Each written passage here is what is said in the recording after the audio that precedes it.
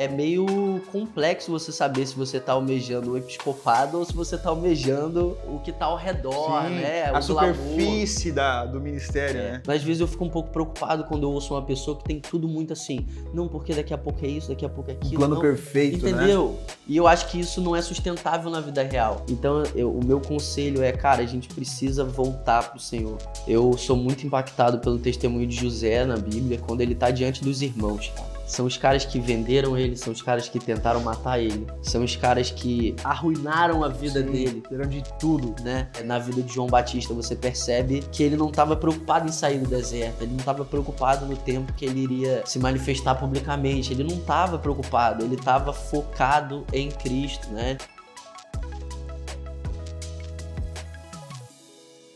E aí, pessoal, meu nome é Breno, nós estamos de volta com o nosso F-Hop Podcast.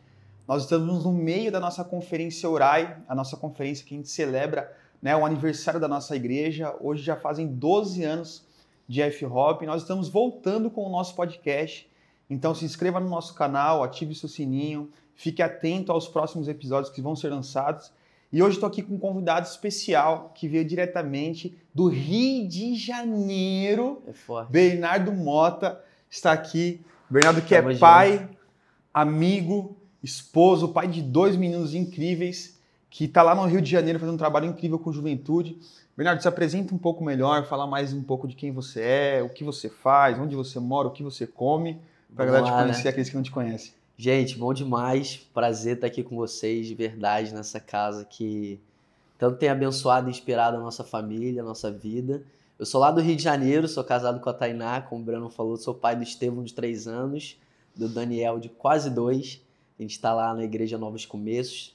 A gente liderou os jovens lá por 7 anos e agora a gente está num tempo aí de transição. Então, muito animado para estar aqui com vocês, para desfrutar dessa atmosfera, viver tudo que Deus tem para nós e é isso, trocar essa ideia. Que legal, que legal. Cara, eu acho que assim como eu, você já não se sente mais tão jovem. É forte, né? Mas nós trabalhamos diretamente com Sim. juventude. Eu quero que você conte para nós um pouco mais como que foi o despertar para a vocação pastoral, né? Para o cuidar, para o pastorear. Sim. Porque eu acho que isso é um dos temas, né, que vai permear bastante a nossa conversa hoje. Mas também aqui, muita gente se sente vocacionada, Sim. né? Tem essa inclinação no coração, esse desejo. Alguns muito jovens, outros já no meio da juventude. Sim. E como foi para você isso, essa descoberta, né, os passos que você tomou para que isso, né, se desse até os dias de hoje? Cara, foi algo bem processual, assim, né? Obviamente você tem ali muitas experiências, palavras, um entendimento que vai crescendo, mas foi como se fosse mesmo um quebra-cabeça indo montado. Então eu lembro que desde o início ali na minha conversão, eu vim de um contexto onde eu era muito descompromissado com o estudo, não tinha ali nenhum desejo de me aprofundar, simplesmente fazer as coisas que eu gostava, surfar, andar de skate, mas eu não tinha ali nenhum interesse de estudar, me aprofundar em nada. E eu lembro que no processo da minha conversão, realmente assim, o Espírito Santo colocou uma fome, uma sede no meu coração por ele. E a partir dali foi uma caminhada, assim, de mergulhar no conhecimento de Cristo e ali no contexto da igreja, né? E eu fui percebendo ali que aquele desejo por estudar, aquele zelo pela pregação do evangelho, aquilo não era algo que era característico da minha vida. Não era uma pessoa estudiosa. Não era cultura, era um hábito para você. Não vim desse contexto. Então eu comecei a perceber que, né, dentro do nosso linguajar ali, que as pessoas iam me instruindo, cara, você tem um chamado, você tem um propósito. E foi mesmo aquela construção. Então acho que essa crescente ali do zelo com a pregação e do desejo também de servir, de estar junto, de cooperar na vida de outras pessoas, eu percebi que era algo de Deus. E aí, ao longo dos anos, assim, isso foi crescendo, foi ficando mais intenso. E foi esse quebra-cabecinha, assim, né? Quando eu vi, assim, eu já tava vivendo aquilo ali, né? Eu acho que isso que é legal. Às vezes a gente fica muito naquela coisa, tipo, não, deixa eu parar aqui e uma hora eu vou viver. Obviamente existem diversas experiências, mas quando eu vi, eu já tava vivendo aquilo. Foi uma construção.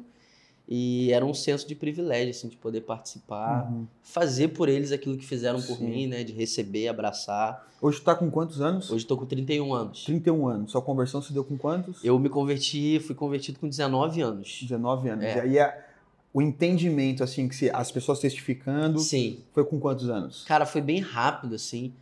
Eu acredito que nos primeiros anos dos meus 20, ali 22, eu fui muito abraçado pela igreja local e fui introduzido na vida da igreja, no seminário, e aquilo foi tendo uma crescente. E como a gente vem de uma igreja que tem muito essa cultura de todo mundo de alguma forma participar, a gente foi sendo inserido, fui sendo inserido ali na vida da igreja.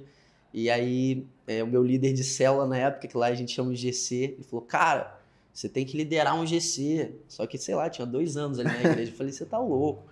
Então, também ter sido abençoado por Deus, de ter pessoas na minha vida que olharam e naquele momento também viram algo que para mim não fazia muito sentido e foram me encorajando, foram me impulsionando. Então dali, cara, eu comecei a liderar um GC, liderar uma célula e aquilo foi crescendo, aquele zelo com as pessoas, aquele desejo de pastorear, de cuidar, de discipular e estamos aí até hoje, cara. E eu acho que isso é muito legal falar. Sim. E até mesmo e deixar muito claro para, acho que todos nós, né, e embora alguns já saibam, sempre se lembrar, sim, que cada um tem uma história, né? Sim. Embora a gente possa compartilhar e cada um tenha a sua experiência, né, a sua forma de ser inserido no ministério semelhante à minha, foi muito rápido depois da conversão, mas eu acredito que não dá pra gente, né, quando conversa Sim. esse tipo, passar como se fosse um padrão, uma receita de bolo, né? Que às vezes a galera escuta essas conversas e fala assim, cara, e inspira muito o coração. Sim. E a gente já sai no ímpeto de, não, o meu tem que ser igual dele, né? Por que o meu demora? E eu tenho conhecidos meus, amigos meus, que têm a vocação, têm a inclinação, mas não desenvolvem ela de ofício, não desenvolvem ela talvez de forma integral, como talvez um dia sonharam. Sim. E eu acho que ter essa sensibilidade de entender que cada um tem a sua história, cada um tem a sua jornada. Uma vez eu estava ouvindo um podcast, se eu não me engano, do Nicodemos. Ele fala sobre 3 pontos que são essenciais para a identificação ministerial, né? Ele fala sobre a convicção pessoal, primeiro passo. Aí ele fala sobre a testificação da comunidade local, como um segundo passo. E ele usa o terceiro passo como um desdobrar das circunstâncias da vida. Legal. Que muitas vezes as pessoas têm convicção, a igreja testifica, só que as circunstâncias que ela está vivendo no dia, naquela fase da vida... Sim. Não dá ela a disponibilidade, né? Enfim, para exercer. E é muito legal fazer esse filtro, porque também alivia um pouco o nosso coração. Com certeza. Né? Muito bom. Uma outra pergunta também que eu acho que é legal, que embora tenha sido muito recente, né? A ordenação pastoral, não tem nem 10 anos, quais foram os maiores sustos que você teve quando você, né, a partir do... Sim. Porque assim, embora a gente saiba que não muda muita coisa, muda muita coisa ao mesmo tempo, depois da ordenação. Sim, sim. O que mais te assustou, que talvez você tinha uma ideia romântica do ministério, e o que mais te brilhou os olhos? Cara, para mim isso é muito central, porque obviamente quem almeja o episcopado, boa coisa almeja, né? Só que eu acredito que a gente vive num tempo que o meio cristão virou tudo muito, muito legal, assim, né? Então é meio complexo você saber se você está almejando o episcopado ou se você está almejando o que está ao redor, né? A superfície do ministério, né? De alguma forma, cara, por ter sido muito rápido, eu não tinha muito essa cabeça, assim, tipo, ministério... integral, vida pastoral. Foi uma coisa que realmente foi acontecendo e eu sou muito grato porque ter vindo de um lugar onde de fato a gente estava olhando para Jesus e obviamente sonhando e zelando com as palavras que Deus estava recebendo, mas às vezes eu fico um pouco preocupado quando eu ouço uma pessoa que tem tudo muito assim, não, porque daqui a pouco é isso, daqui a pouco é aquilo. Um plano perfeito, entendeu? Né? E eu acho que isso não é sustentável na vida real. Obviamente, quando isso acontece, vem um senso de responsabilidade, de temor muito grande, porque, cara, é algo que Deus está te confiando, né? A Bíblia diz que a gente tem que pastorear de bom grado e a gente tem que pastorear com temor, porque, de fato, Deus colocou pessoas na nossa mão. A gente tem que fazer isso à luz da vinda de Cristo, quando o Supremo Pastor se manifestar. Então, isso produz um temor e um zelo muito grande. Obviamente, como eu era muito jovem... muito daquela insegurança tinha a ver com uma própria crise de identidade ali, um sentimento de comparação. Meu Deus, eu estou assumindo no lugar de uma pessoa que fez um trabalho incrível. Será que eu vou conseguir fazer? Então, ao longo da jornada, essa crise de identidade ela foi morrendo. Deus foi mostrando que tinha tudo a ver com ele, que ele era suficiente, que era a obra dele, e ele ia continuar capacitando a gente. Como a gente era muito jovem, a gente realmente se sentia assim, cara, muito despreparado. Mas a gente foi provando a fidelidade de Deus e eu acho que a gente viu que no meio das nossas limitações, esse era um bom propósito de Deus para a gente focar naquilo que a gente deveria focar. Então a gente era muito limitado em várias coisas, ainda somos, mas isso foi uma boa maneira da gente focar em Jesus, focar nas coisas essenciais, e a partir daquilo ali Deus foi fazendo e está fazendo até hoje, graças a Deus. Que legal, cara, que legal. Eu acho que esse, ao mesmo tempo que é o maior desafio para todo ministro, né? Sim. É também o maior prazer, que é o focar os olhos em Jesus. É isso. Porque muitas vezes as pessoas têm essa visão como se aquele que exerce o ministério, ele tem uma realidade talvez um pouco mais santificada, né? E ele está mais perto de Deus.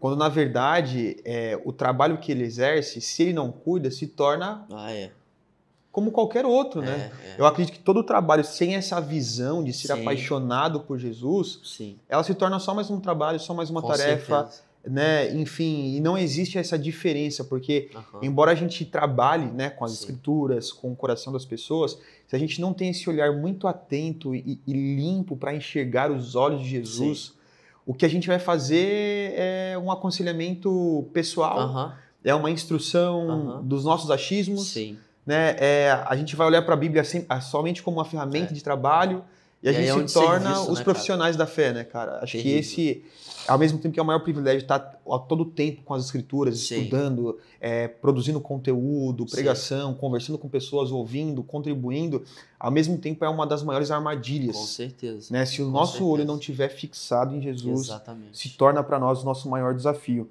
Né? E já linkando com isso, né, falando sobre desafios, sobre alegrias, conte para nós, assim, sei lá, um testemunho de entre aspas, né? Um case de sucesso que você viu uma pessoa que você pastoreou, cuidou, né? Que, tipo assim, ninguém acreditava. Que isso acontece muito, né? Principalmente na juventude, né? A família não é cristã. Conte pra nós, né? Sem citar, expor pessoas, mas... Cara, eu acredito assim, a gente veio de um contexto que a gente recebeu disso. Então, por exemplo, pensando na minha história e da minha esposa, ainda mais na da minha esposa, que foi um testemunho muito radical de conversão, que veio de um contexto completamente alheio ao cristianismo, a gente foi abraçado por pessoas que de fato acreditaram na gente e olharam pra gente e de fato foram um reflexo de Jesus na nossa vida. Então, ter vivido isso, a gente mesmo, isso constrangeu o nosso coração em fazer isso por pessoas, né?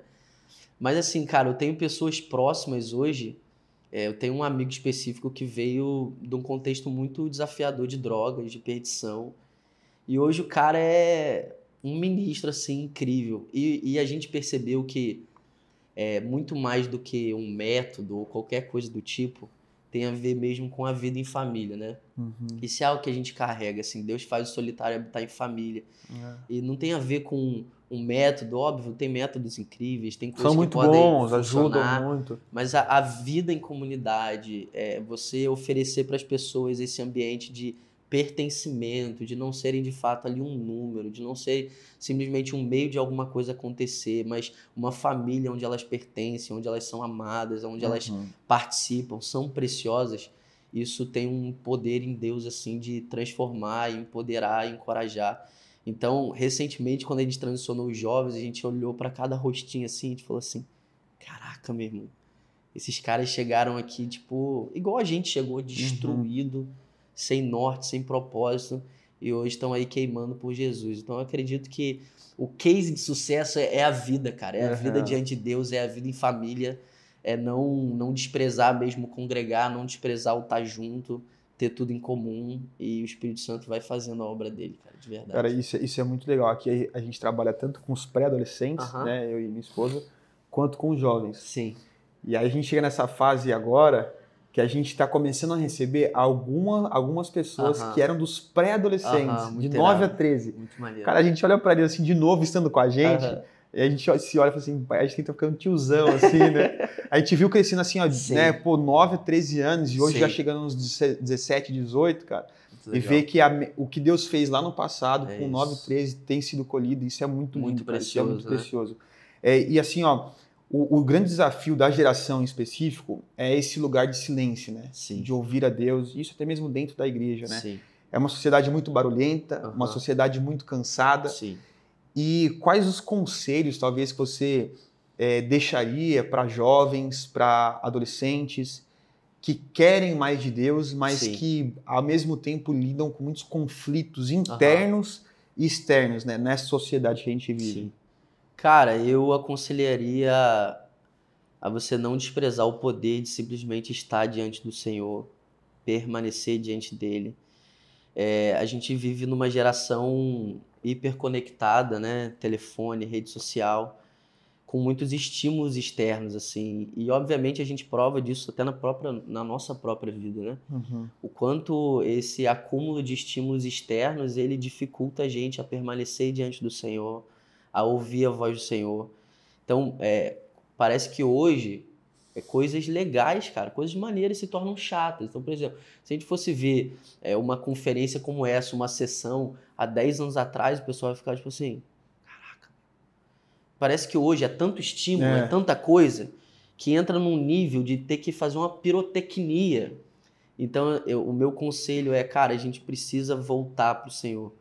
A gente precisa se conectar a Deus, porque esse excesso de conexões, esse excesso de estímulo, isso pode, de fato, assim, nos roubar das coisas simples, né?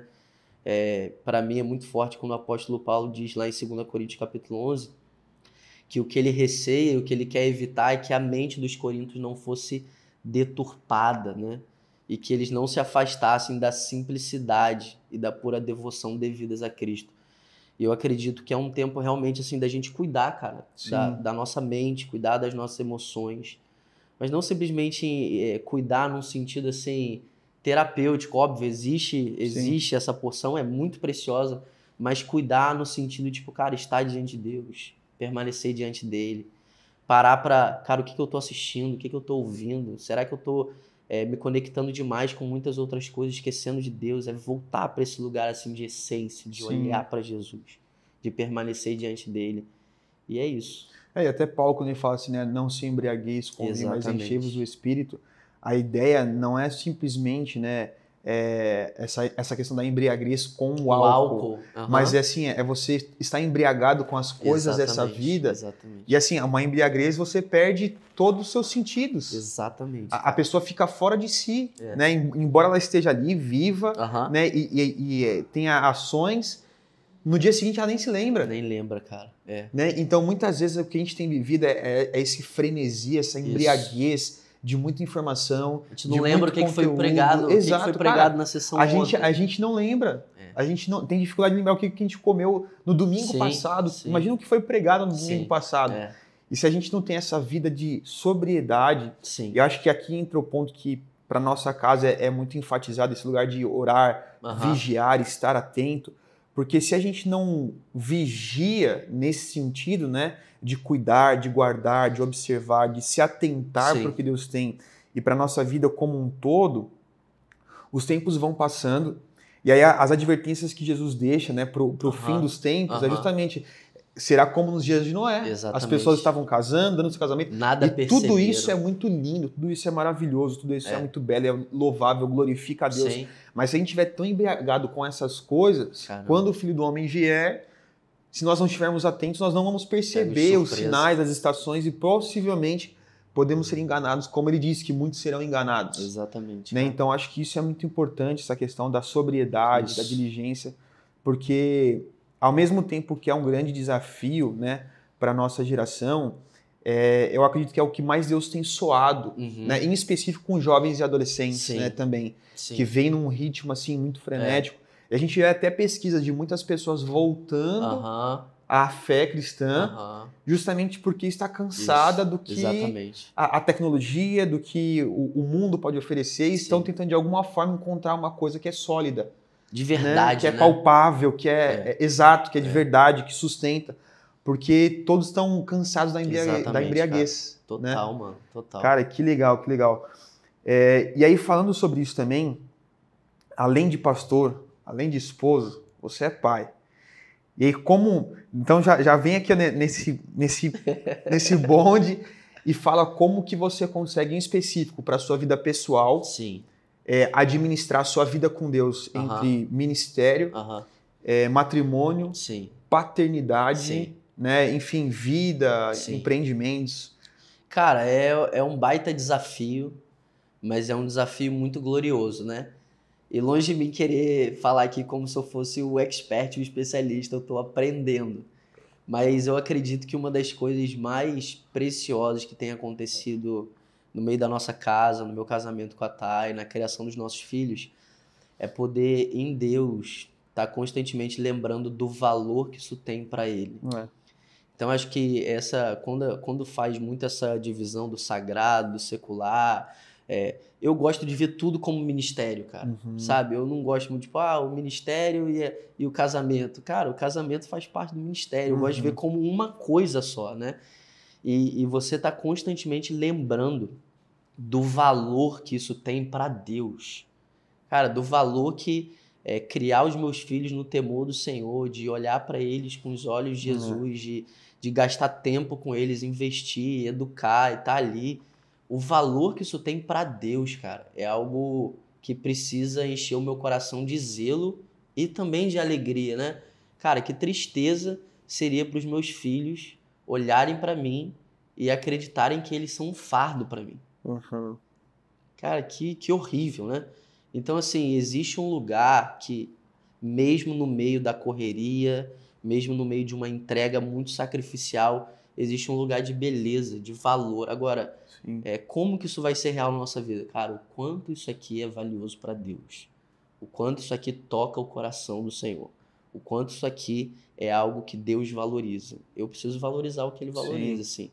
E eu fui muito, muito, muito, muito abençoado pela vida do meu pai. Meu pai faleceu quando eu era muito novo, com 12 anos. Mas isso mexe comigo, porque assim, 12 anos que eu convivi com meu pai, obviamente eu era uma criança, não tinha muito ali o entendimento do quanto meu pai era um homem de Deus, do quanto meu pai era um ministro. Mas eu tinha entendimento, tipo assim, cara, meu pai é incrível, meu pai é meu herói, né? E meu pai faleceu quando eu tinha 12 anos. E 7 anos depois, no meu encontro com Jesus, Jesus falou sobre o meu pai. E ele falou assim, a partir de hoje você vai ver o que seu pai viveu. E eu fico pensando assim, cara, eu creio que Deus vai me dar o privilégio de criar os meus filhos, de poder ver eles casando. Mas, cara, eu quero que o meu testemunho hoje possa discipular os meus filhos mesmo se eu não estiver aqui. Que foi isso que eu vivi com meu pai, assim. Então, eu acredito que o lugar onde a gente consegue conciliar essas coisas é, cara, o quanto isso aqui tem valor diante de Deus. O quanto isso aqui impacta a vida dos meus filhos, da minha família.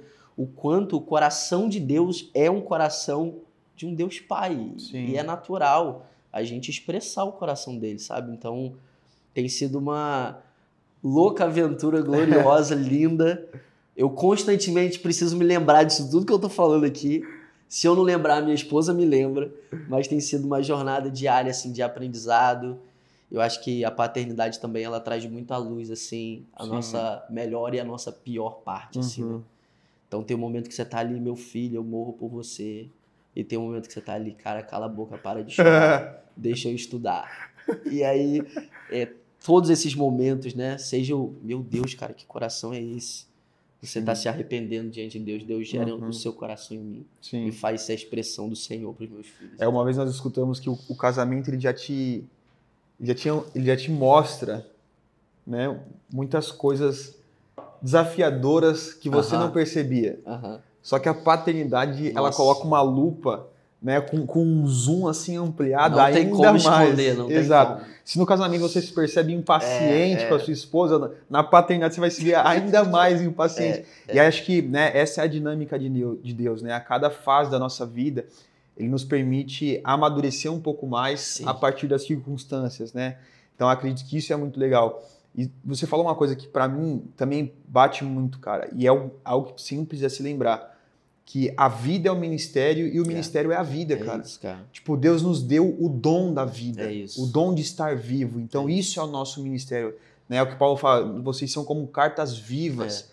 E a gente sempre fala, principalmente com juventude, que tem muitas pessoas em específico também que se sentem vocacionadas, que acham que o ministério ela é uma oportunidade de pregar, de cantar, de fazer algo na plataforma, né? Quando na verdade o ministério ele é a construção do seu caráter, né? Tanto que para você, né, um dia chegar no episcopado, é necessário um caráter reto diante de Deus. Isso aí. E se você não constrói a sua jornada com essa perspectiva, você vai sempre ser uma pessoa que vai olhar para situações com a tentativa de manipular, de se aparecer, né, algo do tipo. Eu me lembro muito, cara, né? que uma vez a gente estava fazendo um curso, né, e aí no final do curso tinha uma certa aprovação para uma próxima etapa, só que o período de avaliação era todo o curso.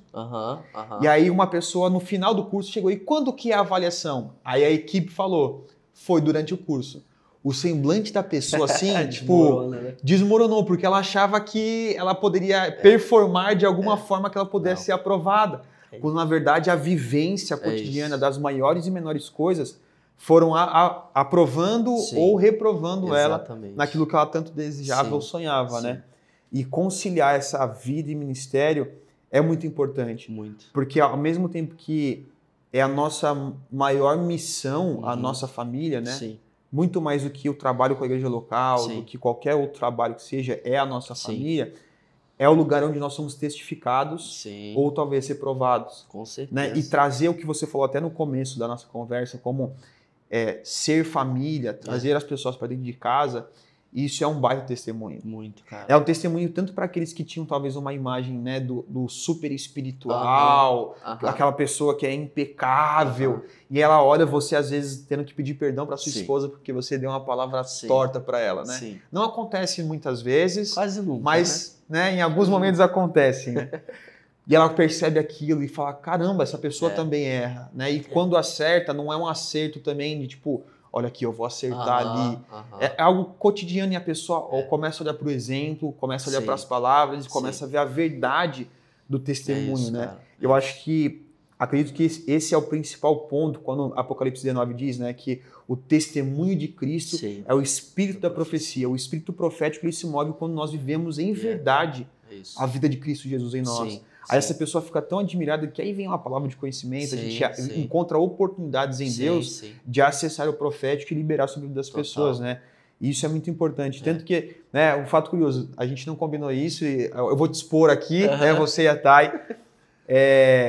O Bernardo e a Thay me constrangeram muito, porque assim, eles chegaram, eles poderiam ir para o Airbnb onde eles estavam, descansar, e eles falam assim, cara, não precisa, a gente já deu um jeito no aeroporto, a gente quer ir direto para a sessão. Isso foi muito legal, porque eu falei assim, eu sei a dinâmica que é filho pequeno, né, criança, e ainda assim, né, voluntário, isso não foi um desejo, né, de tipo, querer impressionar nada porque eu te conheço. E eu falei, cara, olha só, no mínimo detalhe. E as crianças se envolvendo, dormem aqui do jeito que dá, e conversa, e brinca, Deus livrando aqui das quinas, né, com os anjos, enfim, mas é muito legal. Porque essa missão que a gente vive no ministério, ela deve ser vivida em família. Com certeza, né? A gente sabe de muitos relatos de pessoas que foram frustradas, se decepcionaram com pais, com famílias pastorais, porque não foram priorizados ou não foram inseridos para fazer parte da missão juntamente com esses pais. Né? Para aqueles que talvez nos acompanham aqui, que estão nos assistindo, e talvez tenham algum ressentimento com isso. Talvez são pessoas que tenham uma vocação, têm um desejo, mas foram tão feridos pelas circunstâncias que hoje talvez nem desejam mais. Cara, eu acredito que a gente precisa estar num lugar diante de Deus em acreditar que Ele é soberano, né? E que de alguma forma, por mais difícil que sejam os acontecimentos da nossa vida, todos eles estão de alguma forma contribuindo para o nosso bem, né? Então, eu sou muito impactado pelo testemunho de José na Bíblia, quando ele está diante dos irmãos, cara.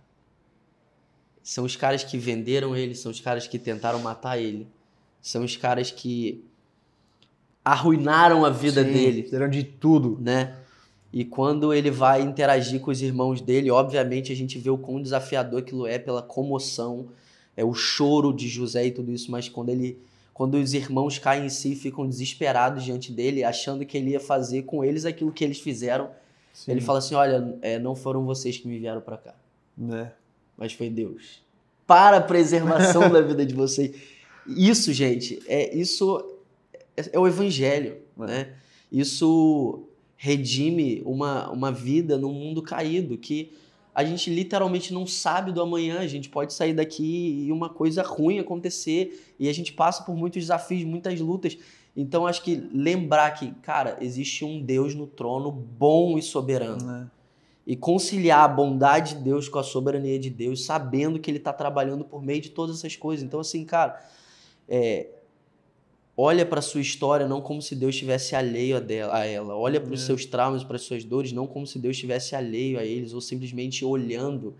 Cara, Deus é um socorro bem presente, e nele a gente consegue olhar para as coisas mais difíceis e mais gloriosas da nossa vida e entender, cara, de alguma forma, tudo isso aqui está me levando aos pés de Jesus. Tudo isso aqui está me dando uma oportunidade de ter o caráter de Cristo, de expressar quem Ele é. Eu lembro quando o meu irmão gêmeo faleceu, eu cheguei no momento e eu falei assim, caramba, Deus, é muito difícil isso, né? Lidar com tudo isso e tal. E aí, no momento que eu estava conversando com Deus, eu falei assim, olha, Deus, se eu pudesse realmente assim escolher, eu não teria passado por essas coisas assim, né? E ele, de uma maneira muito graciosa, ele falou, e se você não tivesse passado por isso, você não estaria se tornando quem eu desejo. Então existe beleza, sabe? Existe beleza nas coisas mais difíceis, mais complexas, porque tem um Deus trabalhando por meio de todas essas coisas. Então, se você tá aí, cara, ouvindo esse podcast no lugar de ferida, de culpa, de amargura, cara, deixa esse Deus soberano tocar e curar você e mostrar a beleza do plano dele, apesar das coisas mais difíceis, e entender que de alguma forma tudo isso tá te levando a Cristo. Acho que é isso. E isso conecta muito com o que a gente falou de sensibilidade. Sim. Né? Porque assim, se a gente está sensível para perceber a mão de Deus até mesmo nesses momentos, a forma como nós vamos reagir ela se torna muito diferente. Sim. Isso não quer dizer que a gente talvez não se ofenda, que talvez que a gente não tenha perguntas. Sim. Mas a gente vai no lugar certo para essas respostas, para esses questionamentos. E aí não tem como a gente não falar de Jó, né? No lugar de sofrimento. O Jó, ele passa, a gente não sabe quanto tempo exato, né, do seu sofrimento, mas os longos capítulos que nós lemos ali de Jó, até chegar nos capítulos finais, Jó pergunta, Jó questiona, Jó conversa com seus amigos, Jó suplica a Deus, e tudo isso muito genuíno. E aí quando Deus então decide responder a Jó, ele não responde a Jó as perguntas que Jó fez. Mas ele fala assim, Jó, tá, então vamos trocar uma ideia. Vamos fazer assim, vamos dar um rolê ali. E eu vou te fazer algumas perguntas. Jó, onde você estava quando eu nomeei as estrelas, quando eu estendi os céus, quando eu limitei as águas e entre as águas, enfim. E ele começa a falar tudo aquilo e aí Jó começa a parar e fala assim, cara, é grande demais. É isso. Cara, é muito além. A minha dor, ela é real, ela é sincera, ela me machuca, mas existe algo muito maior. E se eu estou vivo aqui, é porque Deus, de fato, tem algo para mim. E aí Jó conclui, né? Fala assim, Deus, antes, é o que eu sempre falo, no final não fala como foi a vida de Jó, né? As práticas. Só que no início ele já sacrificava por ele e pelos filhos, ele era um homem fiel, íntegro, justo. Tanto que o próprio Deus apresenta a ele, né? Fala de todas os benefícios que ele tem, né, vivido e tudo mais. Imagina Jó depois. Eu me pergunto, cara, se esse homem era assim, antes da revelação, né, de agora só eu te vejo falar, com os meus olhos, imagina como foi a entrega desse cara. Então acredito que seja muito esse lugar de sensibilidade, de discernir a voz de Deus. E aí até vou puxar um ponto aqui que, enfim, é algo que fala muito conosco, né? A vida de João Batista, né? O chamado ao deserto, o chamado a perceber a voz de Deus de uma maneira diferente, no silêncio, na quietude, porque aí também fala sobre, né, a questão de não estar embriagado com os prazeres dessa vida, porque acredito que esse é o convite que Deus tem feito, não apenas a jovens, a adolescentes, mas à igreja, né? A não apenas ser conduzida ao deserto por meio de dificuldades, aflições, mas desejar estar em um lugar de quietude, porque ali é o melhor lugar. Exatamente. Né? Quando a gente vê em Cantares, né, chamando para si, para o deserto, né, Fala para nós como a gente pode abraçar um chamado Sim, de simplicidade, sim, um chamado de humildade, sim, sabendo que isso é o melhor para nossa vida aqui. sim. Cara, eu acredito que a gente precisa encontrar satisfação em Cristo, né? Essa suficiência na pessoa de Jesus, ela conduz nossos corações para esse lugar de simplicidade, de pureza. Isso não é um mecanismo que a gente pode fazer pela força do nosso braço. Se a gente tentar, provavelmente a gente vai sair pior do que a gente entrou. Mas quando os nossos olhos se abrem para a beleza desse Cristo que é suficiente, a supremacia de Cristo, a beleza incomparável dele, a santidade, ele como a fonte do verdadeiro prazer, ele como esse lugar de delícias perpétuas na presença. A gente percebe que esse deserto, né, não é uma punição, na verdade, é uma dádiva, né?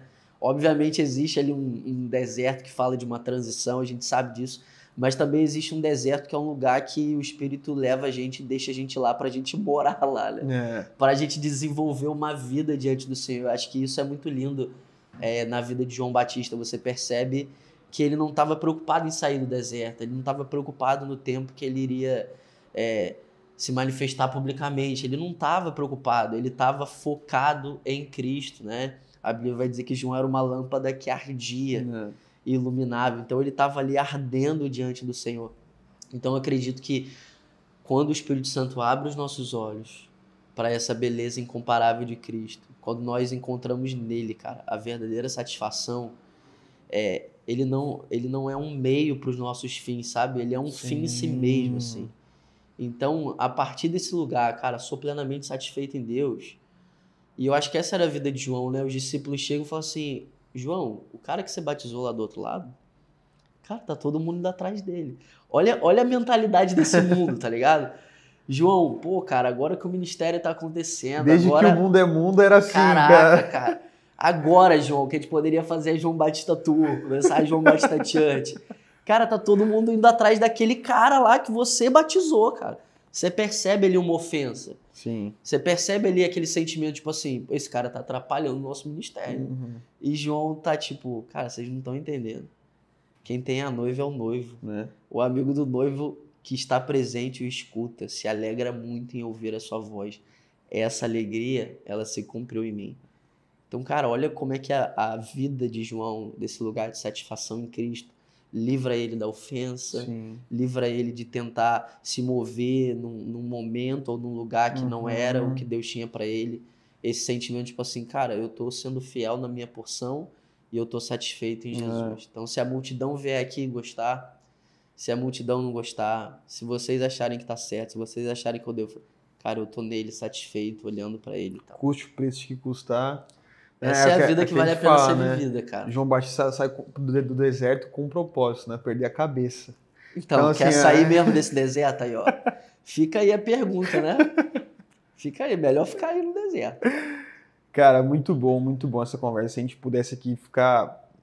Vai Bom rolar demais. papo o dia inteiro, para 70 horas de podcast, mas a gente tem que finalizar. Se você quiser deixar uma palavra final, cara, não sei, um encorajamento, um conselho, um sentimento que você tem para nossa geração. Sim. Cara, eu acredito que dia após dia a gente precisa olhar para Jesus, né? Eu sou muito impactado com a vida de João lá em Apocalipse, depois de alguma forma participar ali daquelas cartas para as igrejas. Eu não consigo imaginar o quanto deve ter sido um mix de sentimentos para o coração pastoral de João, assim, né? Imagina você tá elogiando a igreja, daqui a pouco você tá escrevendo coisas assim, laudiceias, tipo assim, meu Deus, cara, quantas emoções envolvidas. E eu amo quando ele diz assim, depois dessas coisas eu olhei. Então, eu acredito que o nosso chamado é depois das melhores ou das piores coisas, depois das coisas mais gloriosas, das coisas mais ordinárias, mais simples, mais extraordinárias, a gente continuar voltando os nossos olhos para Jesus. E permanecer nesse lugar de constantemente estar olhando para Ele vai trazer para os nossos corações satisfação, liberdade e de alguma forma, pelo Espírito Santo, a gente vai ser fiel até o fim, porque a gente tá atrás dele, não tá atrás de mais nada. Acho que é isso, cara. Amém. Mano, É obrigado nóis. Tamo junto. pela ideia, pelo Privilégio. papo. Eu Muito que bom agradeço. ter você aqui, sua família nesses Amém. dias, né? Trocar essa ideia, poder compartilhar e externar o nosso coração para essa Amém. juventude, para o pessoal que vai nos assistir. E se você ficou aqui até o final, isso te abençoou de alguma forma, isso te impactou, compartilha com o maior número de pessoas que você puder, com líderes, amigos da caminhada, pessoas que veio ao seu coração enquanto você escutava e via, né, esse podcast. Fique atento, né? Novamente, fique atento nos próximos capítulos aqui do nosso podcast, que a gente vai voltar com tudo, bastante coisa para acontecer. Deus te abençoe, fique com Deus e a gente se vê numa próxima.